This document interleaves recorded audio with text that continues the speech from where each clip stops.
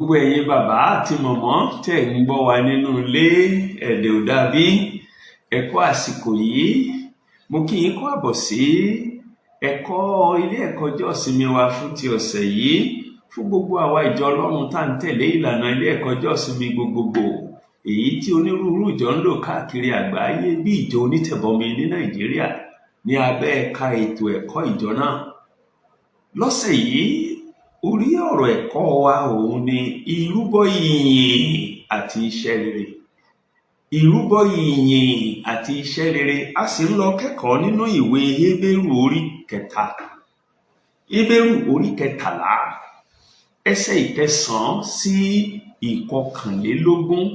Hébérù orí ìkẹtàlá ẹsẹ̀ ìkẹsàn-án sí ìkọkànlélógún. Tí bíbélì yín bá wà lọ́wọ́ yín, bàbá àti mọ̀mọ́, ẹ̀gbọ́n àtàbúrò, ẹ gbé jáde, ẹ jáde ọjọ́ ṣàṣàrò nínú ọ̀rọ̀ Ọlọ́run. Mo bẹ̀rẹ̀ sí kà nínú ìwé Hébérù orí kẹtàlá láti inú bíbélì mímọ́ ní èdè Yorùbá. Mo ń kà láti ẹsẹ̀ àkọ́kọ́, ẹsẹ̀ ìkẹsàn-án rẹ̀.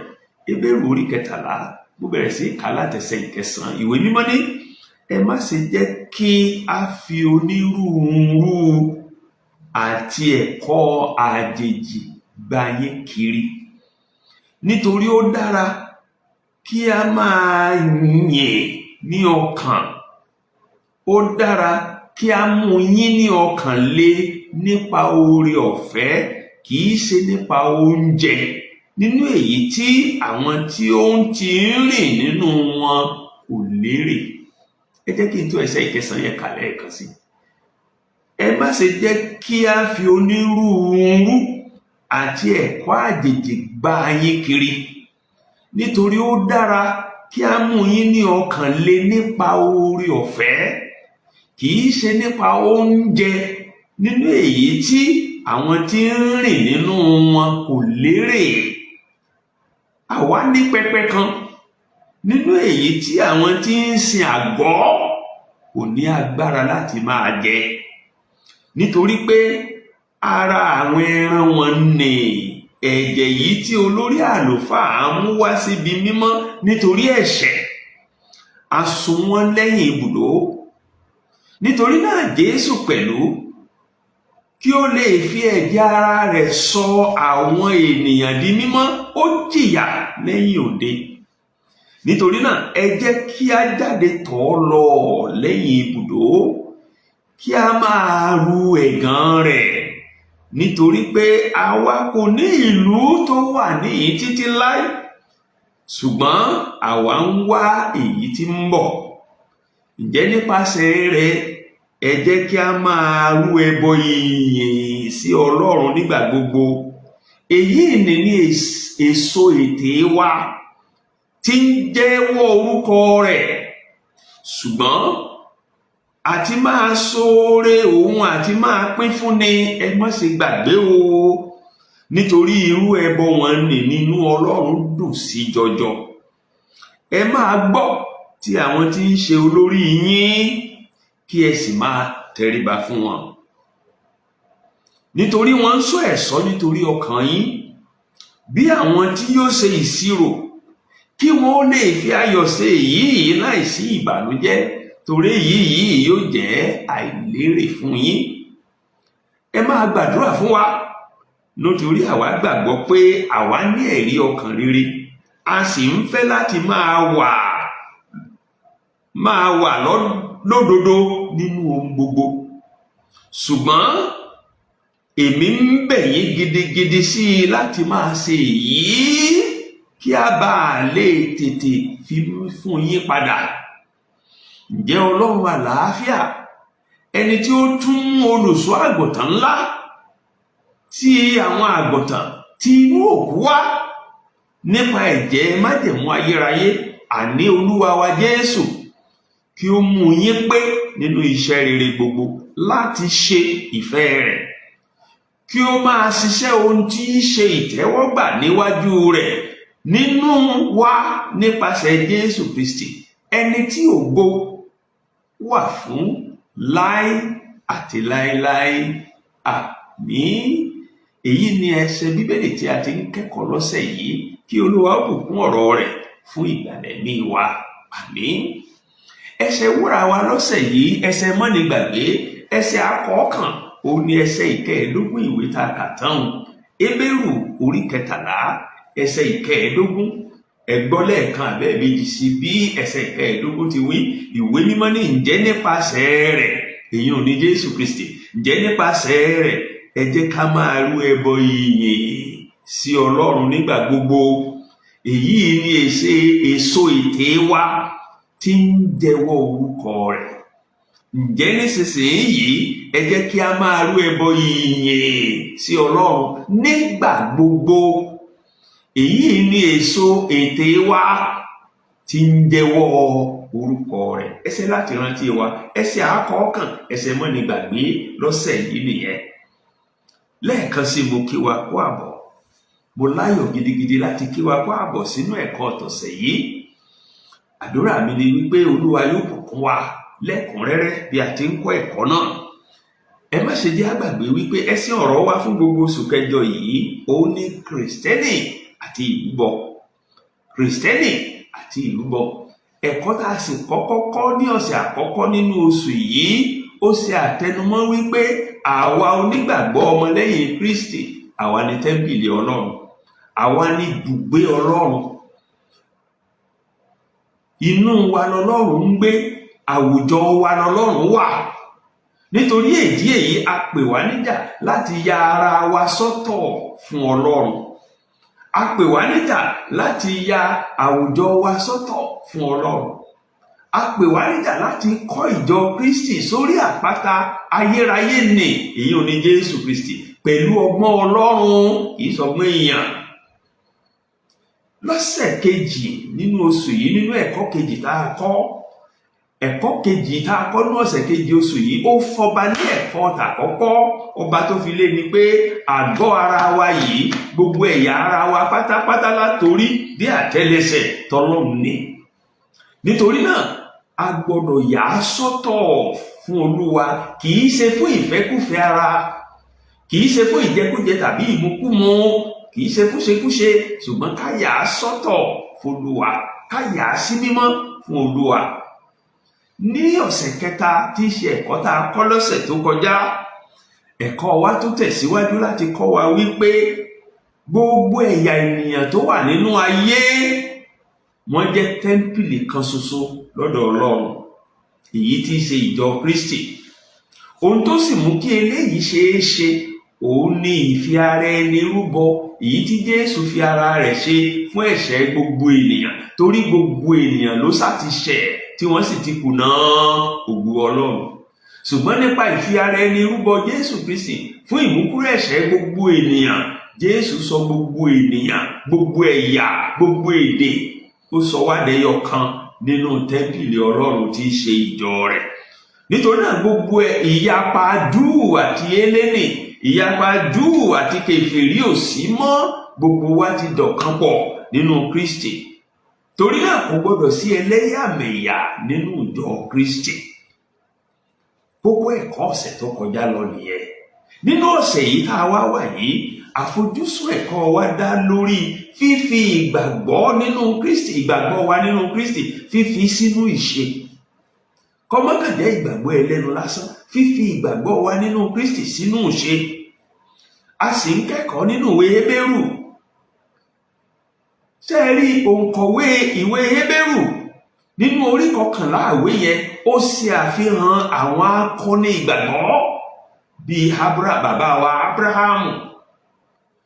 Lẹ́yìn orí 11 tó fi ṣàfihàn àwọn akọni ìgbàgbọ́ lóríṣiríṣi bíi bàbá wa Ábúráhámù, ń gbòde orí 12, ó gba gbogbo àwọn tí ń bá sọ̀rọ̀ tó kọ̀wé yẹn sí, tó yẹ máa wá tá à ń kà á lónìí, ó gbà wá yànjú pé káwa náà nígbàgbọ́ bíi tàwọn akọni ìgbàanì nínú orí 12.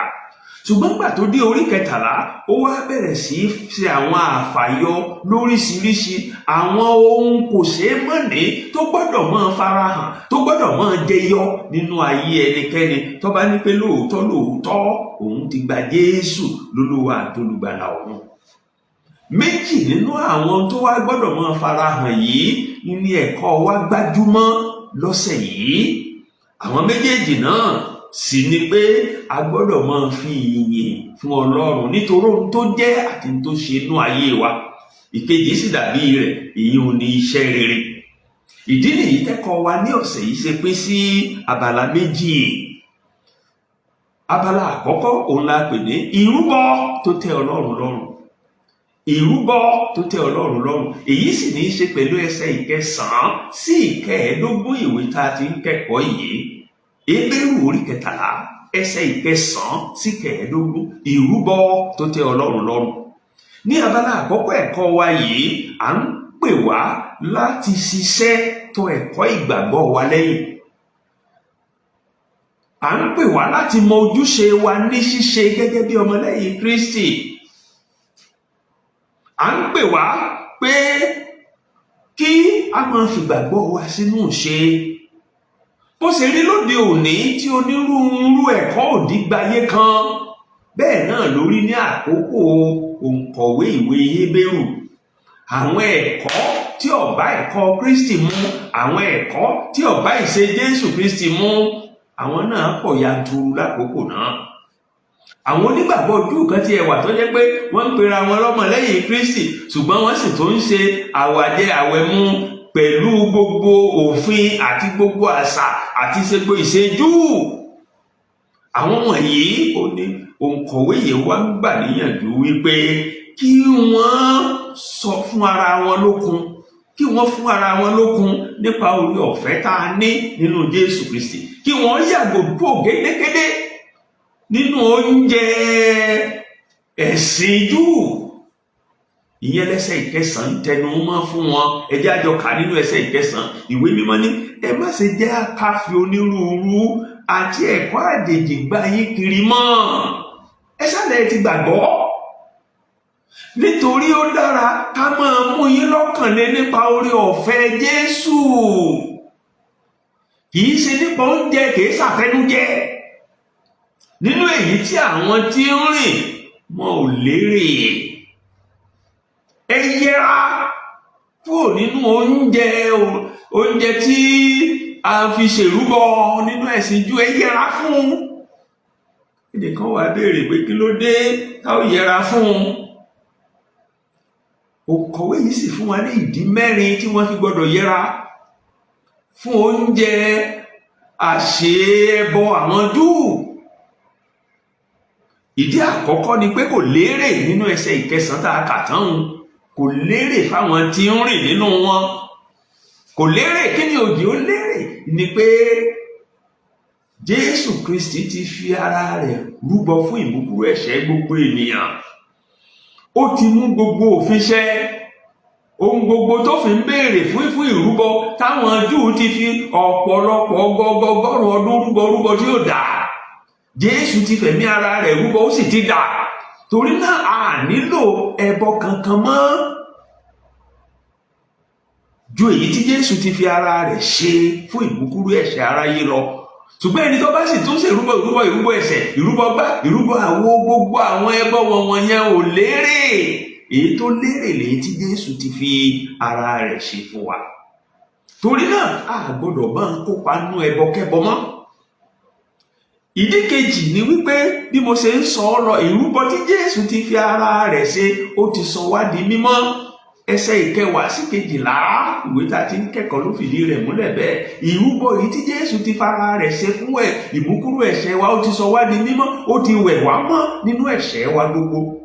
Ẹsẹ̀ 10 sí 11 ó ní àwa ní pẹpẹ kan nínú èyí tí àwọn tí ń sìn àgọ́ kò lágbára láti máa jẹ. Àwa níbi kan táwa ti ń jẹ láìṣe rúbọ. Nítorí pé ara àwọn ẹran wọn ní èyí tí olórí àlùfáà mú wá síbi mímọ́ nítorí ẹ̀ṣẹ̀ asún lẹ́yìn ibùdó. Nítorí náà Jésù pẹ̀lú kí ó lè fi ẹ̀jẹ̀ rẹ̀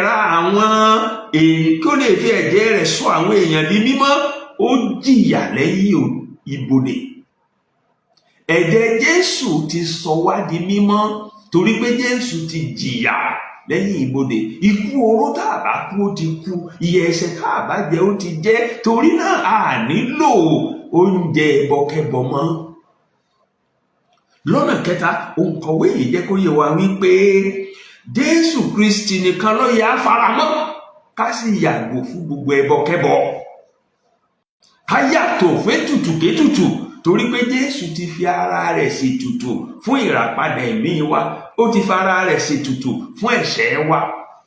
Nínú ẹsẹ̀ ìkẹtàlá ó ní nítorí náà ẹ jẹ́ á jáde tọ̀ ọ́ lọ, ká jáde tọ̀ Jésù lọ lẹ́yìn ibùdó, ká lè ru ẹ̀gàn rẹ̀, ká kúrò ní ìdò, ká gbómi lákaná, ká kúrò nínú gbogbo ìrúbọ àṣà àkẹsìn, nínú ẹ̀sìn Júù àbí ẹ̀sìn kẹ́sìn tí ẹnikẹ́ni nínú wa lè wà, ká sì di òpó Jésù nìkan ṣoṣo mú.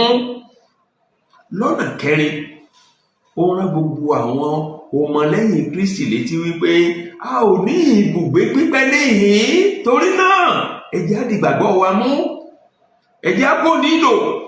Nínú ẹsẹ̀ ìkẹrìnlá ló ti wí bẹ́ẹ̀, ó ní nítorí pé àwa kò ní ìlú kan tí ó wà títí níhìn, ṣùgbọ́n àwa ń wá èyí tí ń bọ̀. Ìyẹn mú mi rántí orin kan náà, ìwé orin wa tó ní Jerusalem tọ̀run, orin mi ìlú mi, ilé mi bí bá kú, ẹkùn ìbùkún mi, ibi ayọ̀, ìgbà wo lèmi ò rojú rẹ Ọlọ́run mi. A ò ní ibùgbé kan pípẹ́ níhìn, a gbọ́dọ̀ fi ìgbàgbọ́ wa sínú Jésù nìkan, ká kúrò nídìí òòṣà, ká kúrò nídìí ẹbọkẹ́bọ. Ìrúbọ tí Jésù ti fi ara rẹ̀ ṣe ó ti tó fún ìgbàlà wa, fún ìdáǹdè wa, fún ìdáríjì ẹ̀ṣẹ̀ wa. Tó bá wá rí bẹ́ẹ̀, ẹnìkan wá lè béèrè wípé tọ́ bàbá wa jẹ àjẹ àmú ṣe ẹbọkẹ́bọ mọ́, irú ìgbé ayé wo ló yẹ á máa gbé nínú Kristi? Èyí ló mú kí òǹkọ̀wé ìwé Hébérù dáhùn nínú ẹsẹ̀ ìkẹẹ̀ẹ́dógún nígbà tó wí pé ǹjẹ́ nípasẹ̀ rẹ̀, èyí ni Jésù, ẹ jẹ́ á máa rú ẹbọ ìyìn sọ́lọ́run, dípò tá a fi máa rú ẹbọ ẹran ewúrẹ́ àgùntàn, ẹbọ màálù, ẹbọ àgbò, ẹ jẹ́ á máa rú ẹbọ ìyìn sọ́lọ́run nígbà gbogbo. Èyí ni èso ètè wa tí ń jẹ́wọ́ orúkọ rẹ̀. Ká máa rú ẹbọ ìyìn sí Ọlọ́run nígbà gbogbo. Èéṣe ká máa rú ẹbọ ìyìn sí Ọlọ́run nígbà gbogbo? Torí wípé ó tọ́ lójú rẹ̀, ó sì fààyè gbà á wípé nípasẹ̀ ìfẹ́ ara ẹni rúbọ ara ẹni lẹ́ẹ̀kan ṣoṣo fún ẹ̀ṣẹ̀ gbogbo ènìyàn, kára gbogbo ayé padà sọ́dọ̀ ara rẹ̀. Torí náà a nílò láti jẹ́wọ́ rẹ̀ ní gbangba, a nílò láti jẹ́rìí rẹ̀ fún àwọn ẹlòmíràn tí wọn ò tí ì ní ìrírí ìgbàlà, káwọn náà lè ní ìgbàlà látọ̀dọ̀ Jésù. A nílò láti bu ọlá àti yìn fún pẹ̀lú ọ̀rọ̀ ẹnu wa, ká sì pín ìtóbi orúkọ rẹ̀ àti iṣẹ́ ìgbàlà tí ń ṣe nínú ayé tó ti ṣe nínú ayé wa, tí sì ń ṣe nínú ayé lọ́wọ́lọ́wọ́ fún gbogbo àwọn tí ò tí ì ní ìrírí rẹ̀. Abala àkọ́kọ́ ẹ̀kọ́ wa bí tó ti tẹnubodò tó ti mú mi nìyẹn, tó sì sún wa síwájú tààrà sí abala kejì tá a pè ní àwọn ìwà tó tọ́ fún ọmọlẹ́yìn Kristi. Àwọn ìwà tó tọ́ fún ọmọlẹ́yìn Kristi. Ní abala àkọ́kọ́ yìí, ẹ má gbàgbé, a ti sọ̀rọ̀ bí a parí ẹ̀kọ́ wa sí ni wípé ojúṣe gbogbo ọmọlẹ́yìn Kristi kọ̀ọ̀kan ó ní ká fi ìyìn fún Olúwa, ní bíbu ọlá fún un àti ní jíjẹ́rìí rẹ̀ fáwọn ẹlòmíràn. Ní abala kejì yìí, àtẹnumọ́ wa òun wá ní wípé onígbàgbọ́ kọ̀ọ̀kan yàtọ̀ fún bá ń fi ìyìn fún Ọlọ́run, a sì ń bu ọlá fún, a sì ń jẹ́rìí orúkọ rẹ̀, a ní ojúṣe láti ṣe alábàápín ìfẹ́ Ọlọ́run sí wa pẹ̀lú àwọn ẹlòmíràn.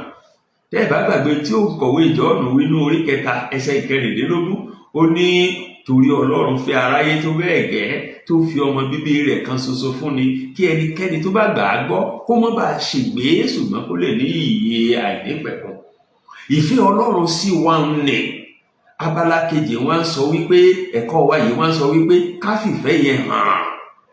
ẹnìkan wá béèrè wípé àwọn wo ni àwa ọmọlẹ́yìn Kristi gbọ́dọ̀ máa ṣalábàápín ìfẹ́ Ọlọ́run pẹ̀lú? àwọn wo ló yẹ ká pín ìfẹ́ Ọlọ́run yìí fún? Abala kejì ẹ̀kọ́ wa yìí ó là sọ́nà méjì. Àwọn àkọ́kọ́ ó ní gbogbo ènìyàn. Tẹ́ bá wo ẹsẹ̀ ìkẹrìndínlógún ìwé tá a ti ń kẹ́kọ̀ọ́ yẹn, Hébérù orí 13 ẹsẹ̀ ìkẹrìndínlógún, ó ní ṣùgbọ́n àti máa ṣoore òun àti máa pín fúnni ẹ má ṣe gbàgbé o, nítorí irú ẹbọ wọn nì nínú Ọlọ́run dùn sí jọjọ. Ẹ má gbàgbé lábala àkọ́kọ́ a sọ̀rọ̀ nípa ẹbọ ọpẹ́ sí Ọlọ́run, ẹbọ ìyè, èyí ò ní tètè wa. Ní abala kejì yìí àwa ń sọ yàtọ̀ fẹ́ ẹbọ ọpẹ́, ẹbọ ìyè tá à ń fẹnu wa sọ fún Ọlọ́run tá à ń pín pẹ̀lú àwọn ẹlòmíràn.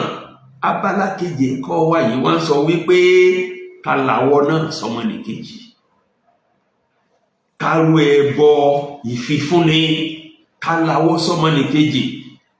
Ẹgbọ́ ẹsẹ̀ ìkẹrìndínlógún lẹ́ẹ̀kan sí, ṣùgbọ́n àti máa ṣoore òun àti máa pín fúnni àti lawọ́ ohun tá a ní ká pín pẹ̀lú àwọn ẹlòmíì ẹ má ṣe gbàgbé o, nítorí irú ẹbọ wọn nì nínú Ọlọ́run dùn sí. Nígbà tábàlà àkọ́kọ́ ń sọ̀rọ̀ nípa ẹbọ ọpẹ́, ẹbọ ìyìn, ẹbọ ìjẹ́wọ́ Ọlọ́run àti ìsọ nípa rẹ̀ fẹ́lòmíràn, abala kejì yìí ń tẹnumọ́ ẹbọ ìpínfúnni, ẹbọ ìlawọ́, ẹbọ bíbùkún àwọn ẹlòmíràn nípa tọ́lọ́run fi fún wa. Ìwé mímọ́ ní inú Ọlọ́run dùn sí èyí jọjọ. Àwọn wo la sì pín fún nínú abala kejì ẹ̀kọ́ wa yìí? Gbogbo ènìyàn ni, láì dá ẹnìkankan sí. Gbogbo ẹni tọ́lọ́run bá ti mú wa ṣalábàápàdé ká ṣoore fún, ní abala kejì yìí ń pè wá níjà láti ṣoore fún, láì ní fi ṣe ẹ̀yà tàbí èdè tàbí ẹ̀sìn. Lọ́nà kejì, àwọn wo ni a gbọ́dọ̀ fi ìfẹ́ Ọlọ́run sí wa hàn?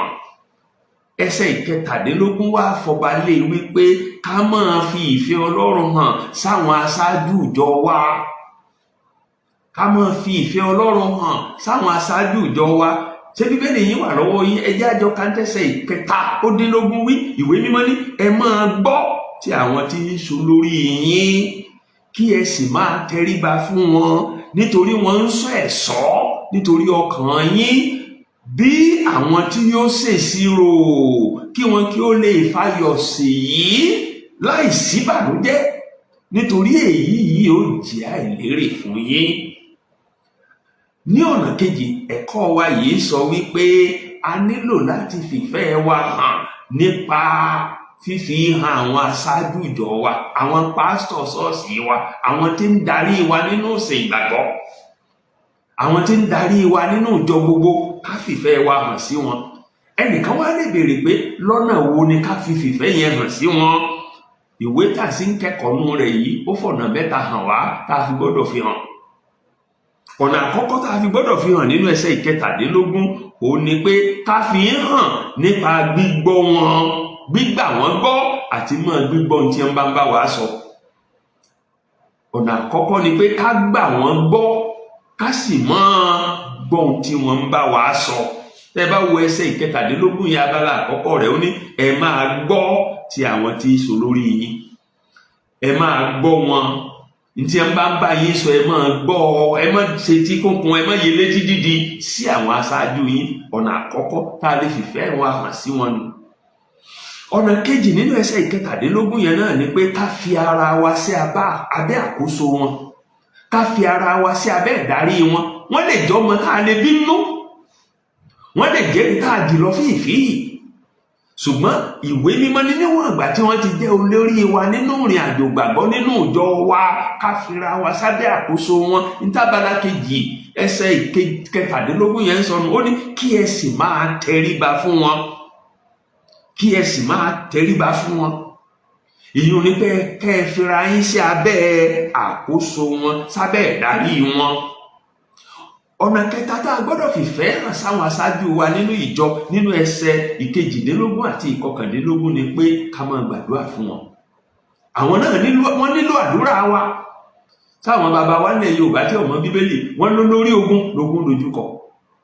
ẹsẹ̀ ìkejìlélógún àti ìkọkànlélógún ó ní ẹ máa gbàdúrà fún wa o. Olórí kan ní sọ̀rọ̀ tó kọ̀wé Hébérù, ẹ máa gbàdúrà fún wa nítorí àwa gbàgbọ́ pé àwa lẹ́rìí ọkàn rere, a sì ń fẹ́ láti máa wà lódodo nínú gbogbo. Ẹ máa gbàdúrà fún wa kẹ́sẹ̀ wa ọmọ yẹ. Ẹsẹ̀ ìkọkànlélógún ní ṣùgbọ́n èmi ń bẹ̀ yín gidigidi sí láti máa ṣèyí, láti máa gbàdúrà fún wa ká lè tètè fi mí fún yín padà. Ó dàbí ẹni pé ẹni tó kọ̀wé yìí ó wà ní àhámọ́, ó wà látìmọ́lé nítorí ìgbàgbọ́ rẹ̀. Torí náà ẹ gbàdúrà fún mi kí wọ́n tú mi lẹ̀ kí n lè darapọ̀ mọ́ yín padà. A ní ojúṣe láti fi ìfẹ́ Kristi hàn, ìfẹ́ Ọlọ́run hàn sáwọn aṣáájú wa nínú ìgbàgbọ́ nípa gbígbà wọ́n gbọ́ àti ní gbígbọ́ wọn lágbọ́yé, nípa fífi ara wa sábẹ́ àkóso wọn láti darí, àti nípa gbígbàdúrà fún wọn. Ẹnìkan wá lè béèrè pé èéṣe tèmi ó fi máa tẹríba fọmọ inú mi tí ń jẹ́ pásítọ̀ ṣọ́ọ̀ṣì mi, èéṣe tí wọ́n fi fara mi sábẹ́ àkóso wọn, èéṣe tí wọ́n fi gbà wọ́n pé, èéṣe tí wọ́n fi tẹ̀lé wọn, èéṣe tí fi máa gbàdúrà fún wọn. Ìwé tá a sì ń kẹ́kọ̀ọ́ yìí náà kúkú sọ fún wa ìdí méjì àbí mẹ́ta tí a fi gbọ́dọ̀ ṣe bẹ́ẹ̀. Ìdí àkọ́kọ́ ni pé ẹsẹ̀ ìkẹtàdínlógún yẹn ó sọ fún wa pé wọ́n ń sọ ẹ̀ṣọ́ nítorí ọkàn wa. Wọ́n ń sọ ẹ̀ṣọ́ torí wọ́n ń sọ ẹ̀ṣọ́ nítorí ọkàn wa. Ẹ jẹ́ á fìfẹ́ hàn sí wọn. Lọ́nà kejì nínú ẹsẹ̀ ìkẹtàdínlógún náà ó ní ká fìfẹ́ hàn sí wọn, ká lè mú wọn lọ́kàn lé, kí rẹ̀wẹ̀sì ọmọ kan má bàa mú wọn, kí wọ́n má bàa máa fìbànújẹ́ ṣiṣẹ́ wọn. Lọ́nà kẹta ó ní ká fìfẹ́ hàn sí wọn, káwa gangan lè di ẹni ìbùkún lábẹ́ iṣẹ́ ìránṣẹ́ wọn, kí iṣẹ́ ìránṣẹ́ wọn lè jèrè fún wa. Lábala gbólóhùn tó parí ẹsẹ̀ ìkẹtàdínlógún ni pé tí wọn ò bá fayọ̀ ṣiṣẹ́ tọ́lọ́run gbélé ẹ lọ́wọ́ láàrin wa, iṣẹ́ ìránṣẹ́ wọn ò ní jèrè fún wa, a ní jèrè iṣẹ́ ìránṣẹ́ wọn. Tó o bá fẹ́ jèrè iṣẹ́ ìránṣẹ́ pásítọ̀ rẹ, ní tí ìwé mímọ́ ń sọ fún wa nínú ẹ̀kọ́ yìí ó ní pé gbọ́ tiẹ̀, gbàgbọ́, fi ara rẹ sábẹ́ àkóso rẹ̀, bó tọmọ bíbí inú ìdí rẹ, máa gbàdúrà fún, torí pé ń sọ ẹ̀ṣọ́ lórí ọkàn rẹ, torí pé nípa bẹ́ẹ̀ ẹ mú lọ́kàn lé, yóò lè máa fayọ̀ ṣiṣẹ́ ìránṣẹ́ rẹ̀, kò ní fi ìbànújẹ́ ṣe. Èyí yóò sì jẹ́ èrè fún yín. Torí náà ní abala tó gbẹ̀yìn ẹ̀kọ́ yìí, àwa parí ẹ̀kọ́ yìí pẹ̀lú àdúrà gbáǹkọ́gbè, àdúrà ìyìn àti ìṣìpẹ̀, àdúrà ìyìn àti ìṣìpẹ̀ nínú ẹsẹ̀ 20 àti 21 ìwé tá a ti ń kẹ́kọ̀ọ́. Ṣé gbèdé yìí wà lọ́wọ́ yín? Ẹ jẹ́ àjọ ká. Ìwé mímọ́ ní ǹjẹ́ Ọlọ́run àlàáfíà, ẹni tí ó tún mú olùṣọ́ àgùntàn ńlá àti àwọn àgùntàn tí inú òkú wà nípa ìjẹ́ májẹ̀mú ayérayé, àní Olúwa wa Jésù Kristi, kí ó mú yín pé nínú iṣẹ́ rere gbogbo láti ṣe ìfẹ́ rẹ̀, kí ó máa ṣiṣẹ́ ohun tí í ṣe ìtẹ́wọ́gbà níwájú rẹ̀ nínú wa nípasẹ̀ Jésù Kristi, ẹni tí ògo wà fún láé àti láéláé. Àmín. Nínú àdúrà yìí tá a kà tán, a yìn Ọlọ́run torí ètò àlàáfíà tó ṣe nípa bíbá ẹlẹ́ṣẹ̀ làjà sọ́dọ̀ ara rẹ̀ nípasẹ̀ ìfẹ́ ara ẹni rúbọ Jésù Kristi. Fúnṣẹ́ ìlàjà ló tó ṣe nípa mímú wa di ara kan nínú Kristi, ìjọ kan, tẹ́ḿpìlì kan nínú Kristi, nípa ètò àlàáfíà láàrin ara wa síra wa àti láàrin ara wa sí Ọlọ́run. A yìn. Ẹsẹ̀ 20 ǹjẹ́ Ọlọ́run àlàáfíà. A yìn Ọlọ́run nítorí Ọlọ́run àlàáfíà ni. Ó mú wa wà ní àlàáfíà pẹ̀lú rẹ̀, ó sì mú wa wà ní àlàáfíà pẹ̀lú ara wa. Bákan náà nínú ẹsẹ̀ 20 kan náà, a yìn Jésù Kristi pé ó jẹ́ olùṣọ́ àgùntàn ńlá tó fi ẹ̀mí rẹ̀ rúbọ fún àwa àgùntàn. Nínú ẹsẹ̀ 20 ó ní olùṣọ́ àgùntàn ńlá àtàwọn àgùntàn tó ti inú òkú wá nípa ìjẹ́ mímọ́ ayérayé, àní Olúwa wa Jésù Kristi. A yìn Jésù Kristi olùṣọ́ àgùntàn ńlá torí pé ó fi ẹ̀mí rẹ̀ ṣe ìrúbọ fún àwa àgùntàn. Nínú ìwé ìrere Jòhánù orí 10 ẹsẹ̀ 11, Jésù sọ̀rọ̀ ńbẹ̀, ó ní èmi ni olùṣọ́ àgùntàn rere. Olùṣọ́ àgùntàn rere fi ẹ̀mí rẹ̀ lélẹ̀ fún àwọn àgùntàn nítorí àwọn àgùntàn. Nígbà òdi ẹsẹ̀ 14, ó ní èmi ni olùṣọ́ àgùntàn rere, mo sì mọ àwọn tèmi sì mọ̀ mí. A yìn Jésù Kristi nínú àdúrà tó gbẹ̀yìn ẹ̀kọ́ yìí, torí pé ó fi ẹ̀mí rẹ̀ lélẹ̀ fún ẹ̀ṣẹ̀ wa láti ra àwa àgùntàn padà sínú agbo àwa àgùntàn tá a ti ṣìnà káàkiri olúkúlùkù lọ́nà tiẹ̀, ṣùgbọ́n Jésù nípa ìfẹ́ ara rẹ̀ rúbọ fún ẹ̀ṣẹ̀ wa, ó rà wá padà, ó sọ wá dọmọ nínú bàbá wa. Ibi tí ẹ̀kọ́ wa ti ọ̀sẹ̀ yìí tó ti ń lọ sí ẹ̀bá àparí nù. Nínú àdúrà yìí a wá ṣe ìṣìpẹ̀ méjì. Ìṣìpẹ̀ àkọ́kọ́ tá a ṣe nínú àdúrà yìí ní ẹsẹ̀ ìkọkànlélógún, òun ni a béèrè pé kí Ọlọ́run fún wa ní agbára láti ṣèfẹ́ rẹ̀. Bí ohun kan bá sì wà tí gbogbo ọmọlẹ́yìn Kristi gbọ́dọ̀ máa jìjàdù lójoojúmọ́ ni láti ṣèfẹ́ Ọlọ́run. Bàbá ń ka àdúrà Olúwa gan, bàbá wa tí ń bẹ lọ́run, kí a bọ̀ forúkọ rẹ, kí ìjọba rẹ dé, ìfẹ́ tirẹ̀ ní ká ṣe láyé. Ẹsẹ̀ ìkọkànlélógún, kí a lè mú yín pé nínú iṣẹ́ rere gbogbo láti ṣe ìfẹ́ rẹ̀. Ìfẹ́ Ọlọ́run ló dára jù tá a sì gbọ́dọ̀ máa lépa. A gbàdúrà nínú ẹsẹ̀ ìkọkànlélógún tó parí ẹ̀kọ́ wa yìí pé k'Ọlọ́run ràn wá lọ́wọ́ ká lè ṣèfẹ́ rẹ̀.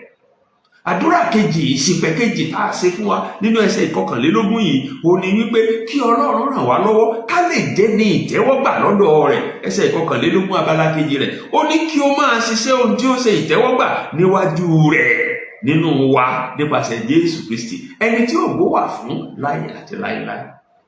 Nítorí náà ní nǹkan méjèèjì yìí, tí nǹkan bá wà tó jẹ́ pé a gbọ́dọ̀ máa lépa lójoojúmọ́ gẹ́gẹ́ bí ọmọlẹ́yìn Kristi, a gbọ́dọ̀ máa lépa láti ṣèfẹ́ Ọlọ́run, a sì gbọ́dọ̀ máa lépa láti jẹ́ ẹni ìtẹ́wọ́gbà lọ́dọ̀ Ọlọ́run. Nítorí náà lákòótán, ohun tó tọ̀nà fún ọmọlẹ́yìn Kristi òun ni láti pín ìfẹ́ Ọlọ́run pẹ̀lú gbogbo ènìyàn, pàápàá jùlọ àwọn aṣáájú wa nínú ìgbàgbọ́. A gbọ́dọ̀ kàn máa kó Bíbélì orí bíi háràhárà. A gbọ́dọ̀ máa jẹ́ olùṣe ọ̀rọ̀ náà, ká sì máa lépa lójoojúmọ́ láti ṣe ìfẹ́ Ọlọ́run àti láti jẹ́ ẹni ìtẹ́wọ́gbà lọ́dọ̀ rẹ̀. Agbára torí ọ̀fẹ́ tá a nílò láti ṣe yìí, Ọlọ́run ó fi fún wa. Ibi tẹ́kọ̀ọ́ wa tọ̀sẹ̀ yìí tó ti tẹnubodò tó ti mú mi nìyẹn. Ṣùgbọ́n ká tó máa lọ, ẹ jẹ́ kí n ṣàtẹnumọ́ kókó méjì àbí mẹ́ta fún ìgbé ayé ọmọlẹ́yìn Kristi ojoojúmọ́.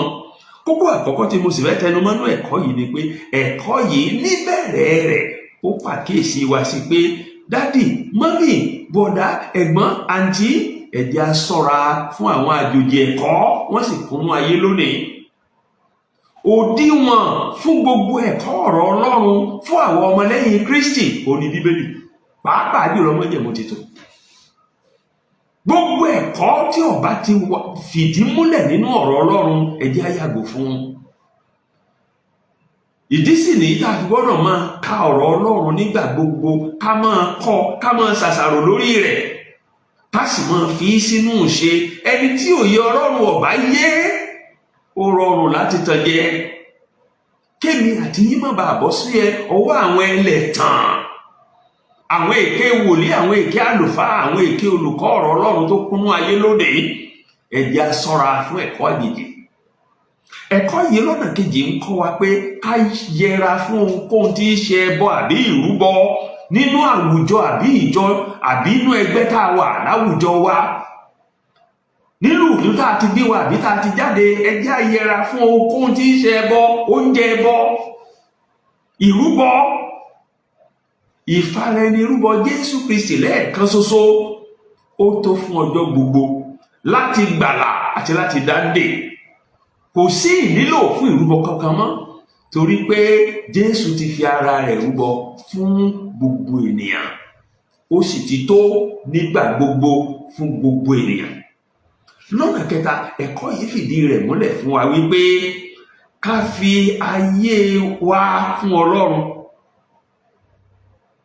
ká máa fi gbogbo ayé wa yin Ọlọ́run, ká yìn ín nítorí iṣẹ́ ìgbàlà wa tó ṣe láṣepé nínú Jésù Kristi.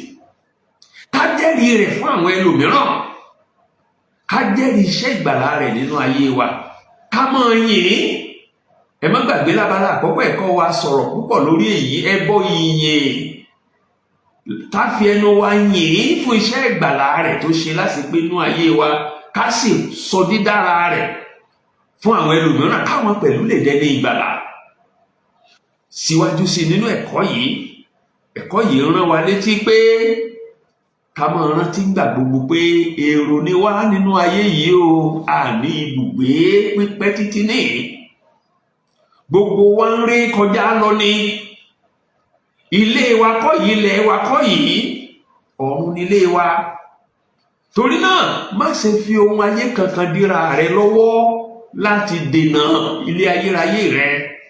Ìyẹn ló mú mi rántí orin kan nínú ìwé orin wa, Jerusalem tọ̀run, orin mi ìlú mi, ilé mi bí n bá kú, ẹkùn ìbùkún mi, ibi ayọ̀, ìgbà wo lèmi ò rojú rẹ Ọlọ́run mi.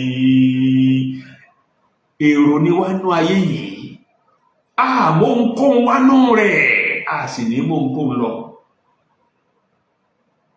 Ọba àjólówó kọ́ lè kọjá pé gbogbo ìwọ lọ, kò síbi tó ní lé sí lórí wọn ayé yìí, ò sí kankan tó mọ lọ, asán gbogbo ẹ̀, òmúlẹ̀ bó fò. Má ṣe jẹ́ kí ohunkóhun nínú ayé yìí kó dí ọ lọ́wọ́ láti palẹ̀ mọ́ fún ayérayé. Lọ́nà mìíràn nínú ẹ̀kọ́ yìí ń kọ́ wa pé ká gbé ìgbé ayé ìfẹ́ nínú àjọṣepọ̀ wa gbogbo pẹ̀lú àwọn ẹlòmíràn, pàápàá jùlọ àwọn aṣáájú wa nínú ìjọ. Ká gbé ìgbé ayé ìfẹ́ nínú ilé, lẹ́nu iṣẹ́, láwùjọ, nílé ìwé, nínú ìjọ. Ká má kàn gbé ẹ̀kọ́ ọ̀rọ̀ Ọlọ́run sórí bíi háràhárà lásán, ká fi sínú ìṣe. Ká lawọ́ sí gbogbo ènìyàn, ká lawọ́ sáwọn aṣáájú wa nínú ìgbàgbọ́, ká lè dá lábùkún fún nípa iṣẹ́ ìránṣẹ́ wọn. Ohun tá alágbàgbọ́ ní ká fi sínú ìṣe kí gbogbo ayé rí. Lọ́nà mìíràn, ẹ̀kọ́ yìí ń kọ́ wa wípé ká máa jìjàdù lójoojúmọ́ láti ṣe ìfẹ́ Ọlọ́run àti láti tẹ́ Ọlọ́run lọ́rùn. Ká jìjàdù lójoojúmọ́ láti ṣe ìfẹ́ Ọlọ́run àti láti tẹ́ lọ́rùn nínú ohun gbogbo. Mo gbàdúrà pé oore ọ̀fẹ́ tá a fi máa ṣe yìí Ọlọ́run ó fi fún wa. Ní ìparí lọ́sẹ̀ yìí, ẹ̀kọ́ yìí ń kọ́ wa pé ká tẹríba, ká fi ara wa sábẹ́ àkóso àwọn aṣáájú wa nínú ìgbàgbọ́, ká ṣàtìlẹ́yìn fún wọn lára àti lẹ́mìí, ká lawọ́ sí wọn. Torí pé nípa ṣíṣe bẹ́ẹ̀ níṣẹ́ ìránṣẹ́ wọn yóò fi jẹ́ bùkún fún wa. Ṣùgbọ́n bí wọ́n bá ń fìnira ṣiṣẹ́, tí wọ́n ń fìbànújẹ́ ṣiṣẹ́ Ọlọ́run láàrin wa, iṣẹ́ ìránṣẹ́ wọn ò ní lérè fún wa. Kí wá láǹfààní orógbó? Apá kọ̀láwẹ́, àtúnfi ẹnu okòrò, àtúnkógi rẹ̀ ká ìdáná, Ṣàngó tó lọ́mọ ìyá òun ni. Kí láǹfààní orógbó tí ìránṣẹ́ Ọlọ́run bá wà nínú ìjọ yín tó jẹ́ pé iṣẹ́ ìránṣẹ́ rẹ̀ ò jẹ́ ìbùkún fún yín? Ẹ̀kọ́ yìí ń kọ́ wa pé ká tẹríba, ká fi ara wa sábẹ́ àkóso àwọn aṣíwájú wa ní ìjọ, ká ṣàtìlẹ́yìn fún wọn, ká gbàdúrà fún wọn, ká lawọ́ sí wọn, kí wọ́n fayọ̀ ṣiṣẹ́ wọn, kí ó má bàa jẹ́ aláìlérè fún wa. Ibi tẹ́kọ̀ọ́ wa tọ̀sẹ̀ yìí tó ti tẹnubodò tó ti mú mi nìyẹn. Ẹ ṣé púpọ̀ tí ẹ̀ ń gbọ́ wa. Bí ẹ̀kọ́ yìí bá bùkún fún yín, ẹ jọ̀ọ́ ẹ pín pẹ̀lú àwọn ẹlòmíràn lórí ẹ̀rọ ayélujára yín, nínú ìjọ yín àtàwùjọ tẹ́ wà. Bẹ́ẹ̀ bá sì fẹ́ ká máa fi ẹ̀kọ́ yìí ránṣẹ́ sí yín sí orí ẹ̀rọ WhatsApp yín tààràtà lọ́sọ̀ọ̀sẹ̀, ẹ tẹ àtẹ̀jíṣẹ́ sí òǹkà WhatsApp tí mo fẹ́ pè síta yìí, àmì àròpọ̀ 2 3 4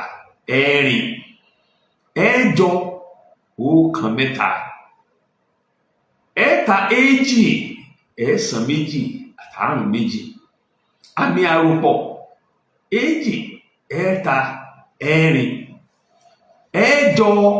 1 3 ẹ̀ta 2 ẹ̀sán 2 àtàrùn 2.